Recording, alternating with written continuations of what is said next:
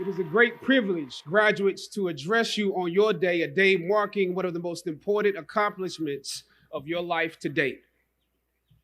This is a magical place, a place where the dynamics of positive and negative seem to exist in extremes. I remember walking across this yard on what seemed to be a random day, my head down, lost in my own world of issues, like many of you do daily. I'm almost at the center of the yard. I raised my head and Muhammad Ali was walking towards me.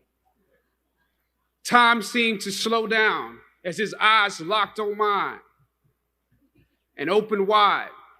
He's raised his fist into a quintessential guard. I was game to play along with him, to act as if I was a worthy opponent. What an honor to be challenged by the GOAT, the greatest of all time, for a brief moment. His face was as serious as if I were Frazier in the Thriller in Manila. His movements or flashes of a past greater than I can imagine. His security let the joke play along for a second before they ushered him away. And I walked away floating like a butterfly. I walked away amused at him, amused at myself, amused at life for this moment that almost no one would ever believe. I walked away light, ready to take on the world. That is the magic of this place. Almost anything can happen here. Ain't you?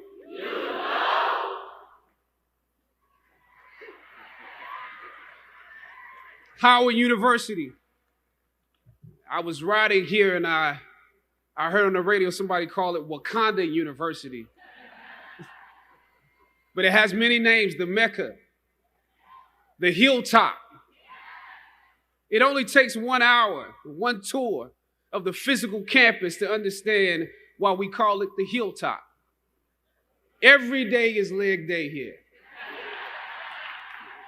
That's why some of you have cars. During my junior and senior years, I lived in a house off campus at Bryant Street. For those of you, that's right, Bryant Street. For those of you who don't know what that means, that's at the bottom of the hill where the incline gets real. Almost every day I would walk the full length of the hill to fine arts, where most of my classes were, carrying all of my books, because once you walk that far on foot, you're not walking back home until it's time to go home for good. But beyond the physical campus, the Hilltop represents the culmination of the intellectual and spiritual journey you have undergone while you were here.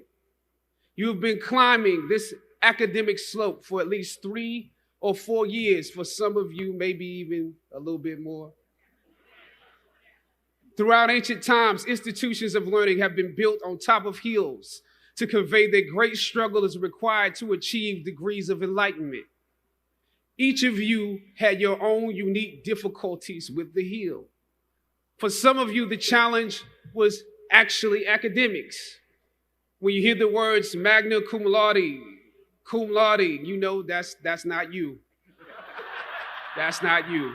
You worked hard, you did your best, but you didn't make A's or B's, sometimes C's. You never made the dean's list, but that's okay. You're here on top of the hill. And I want to say something to that. You know, sometimes your grades don't give a real indication of what your greatness might be. So it really is okay. For others, it was financial. You and your family struggled to make ends meet every semester of your matriculation. You had to stand in one line to get to another line, to get to another line for somebody that might help you. You had to work an extra job or two, but you're here. For a lot of you, not all, but a lot of you, your hardest struggle was social. Some of you never fit in. You were never as cool and as popular as you wanted to be, and it bothers you. So your social struggles here became psychological. Even though you made it up the hill, you carry the baggage of rejection with you, but you're here. Or some of you went through something traumatic. You made it to the top of the hill, but not without scars and bruises. Some of you fit in too much. You were on the yard rapping on your frat block when you were supposed to be in class. Or you got caught up in the DC party life. I know how that is. I mean, we're right here in the midst of the city. Sometimes you forgot you were in school. You probably could have graduated with honors, but instead you are getting an oh yeah degree today. Oh yeah, I have class. Oh yeah, I have that paper due. Oh yeah, I have a final. You were literally too cool for school. You waited until the last minute to do your best work, and it's a wonder that you made it up the hill at all because you carry the baggage of too much acceptance. Most of you graduating here today struggled against one or more of the impediments or obstacles I mentioned in order to reach this hilltop. When completing a long climb, one first experiences dizziness, disorientation, and shortness of breath due to the high altitude. But once you become accustomed to the climb, your mind opens up to the tranquility of the triumph. Oftentimes, the mind is flooded with realizations that were for some reason harder to come to when you were at a lower elevation. At this moment, most of you need some realizations because right now you have some big decisions to make. Right now, I urge you, in your breath, in your eyes, in your consciousness, invest in the importance of this moment and cherish it. I know some of you might have partied last night. You should celebrate, but this moment is also part of that celebration. So savor the taste of your triumphs today. Don't just swallow the moment whole without digesting what has actually happened here. Look down over what you conquered and appreciate what God has brought you through.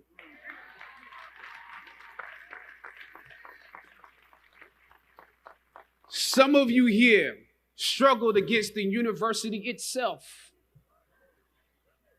This year, students protested and took over the A building, formulated a list of demands, and negotiated with our president and administration to determine the direction of our institution. It's impressive. Similarly, during my years here at Howard, we also protested and took over the A building. In order to preserve Howard's annual appropriations from Congress, President H. Patrick Swagger decided to reduce the number of colleges at the university.